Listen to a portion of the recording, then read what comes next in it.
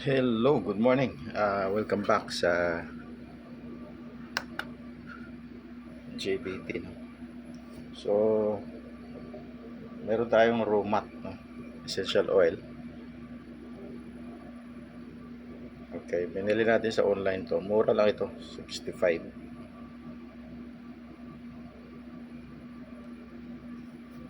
Okay, meron tayong lavender. Okay, lemon, lavender, and then we have also sandalwood,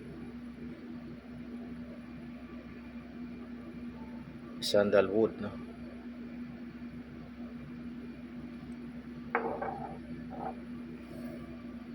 And then lima ito eh. Meron din tayong ilang-ilang.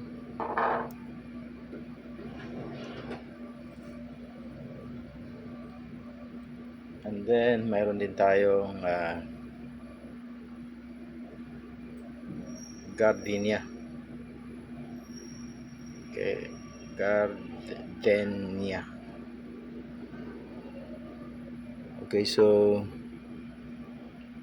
yan yung ating mga essential oil na maaari natin gamitin paggawa ng sarili nating perfume,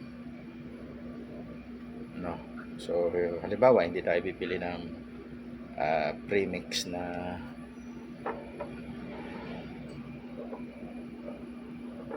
na mga materials. So we come up dito. Okay, ngayon titimbangin natin to kasama bote. This is for the record. Okay, ayan siya. 3.799, no?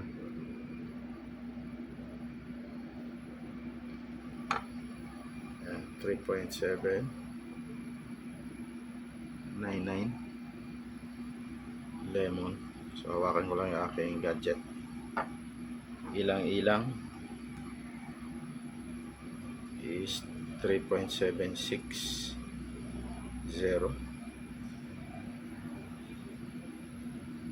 Sorry, 37 pala. Ulitin natin. So 37.99 ang lemon. Ilang-ilang 37.59. So magkaiba na ng timbang. Tapos itong gardenia 37.08. Yung sandalwood 37.24. Yung lavender is 37.8. So bakit magkakaiba sila, no? Magkakaiba ng timbang, may mga point differences. So yan ay dahil sa property ng kanilang langis. So kaya natin dinocument to para malaman natin yung kanilang timbang. Okay, kasi kukunin natin yung parehas lang ito ng volume eh. This is 10 ml. Pare-parehas ang bote. Pare-parehas ang volume. Okay, so ibig sabihin kaya magkakaiba is because of the density ng langis ng bawat isa. So may slightly difference, pero dapat makakapture natin yung differences na yon sa small scale, weighing scale. Importante yon to determine kung ano yung properties ng mga to using the density. So meron silang bigat, may volume, makukuha na natin ngayon yung density. So bawat langis pala magkakaiba ng density. Kakaiba ng timbang kanina. So, yan yung advantage sa mayroon kang timbangan. Ngayon, ang ginawa natin,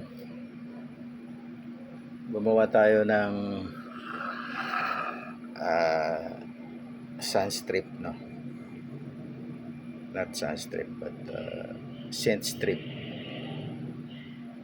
Ayan, scent strip. Okay, so ginawa natin, nilagyan natin ng date, pangalan, may labeling siya. So dito, this is actually gardenia. This is gardenia. This is ilang-ilang.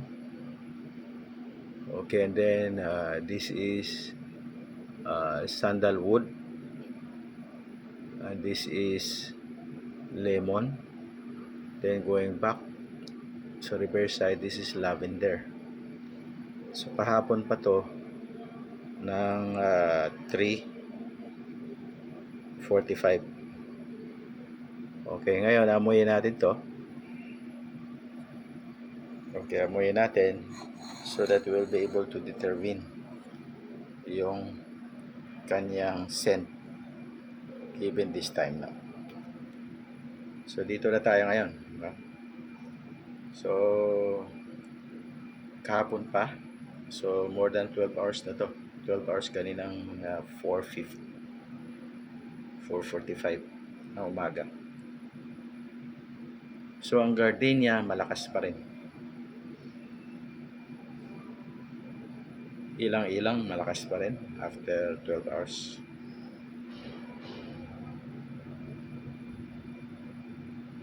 Sandalwood ay malakas pa rin.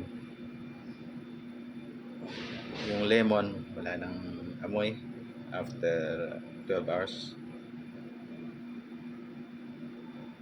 Lavender very weak. So anong lesson learned dito?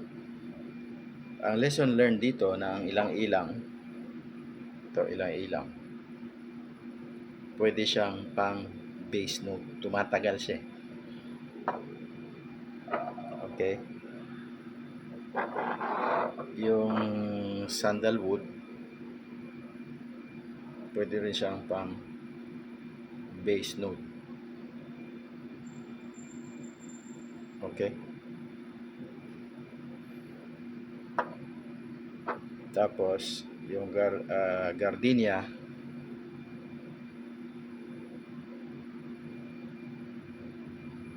ito yung gardenia, ang lakas, ang bango pala ng gardenia.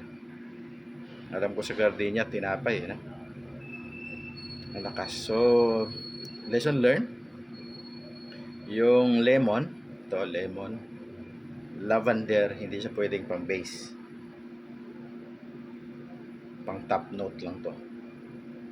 Diba? Sa perfumery natin meron tayong tatlong structure, yung pyramid of notes: top notes, mid notes, at saka base. Okay, so ang pang top note, yung pagbukas mo 30 minutes, 30 seconds, mga hanggang 30 minutes yan, maamoy mo siya. Pero after that, wala na.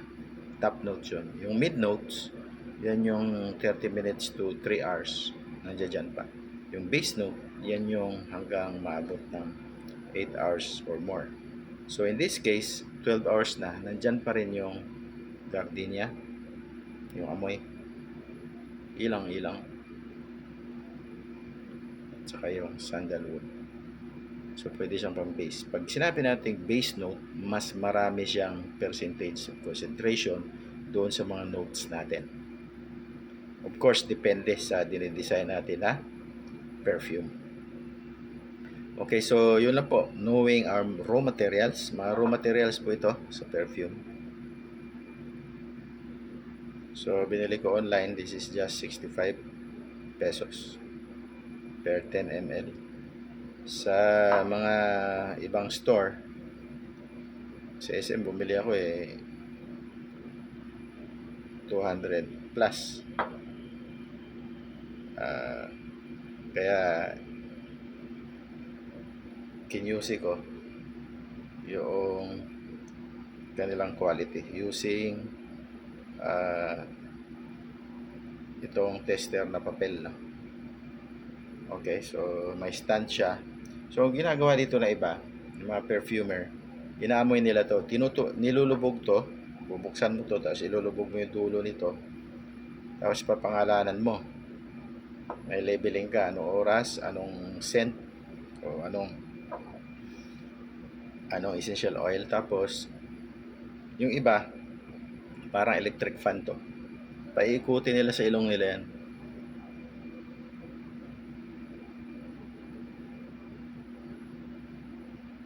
Parang yung combination niya, mas study nung perfumer. Di ba? Yung combination. Kunyari, galing ka rito. This is, top note mo is lavender, di ba? Pagbukas mo, lavender, lemon, sandalwood, ilang-ilang, and gardenia. Balik.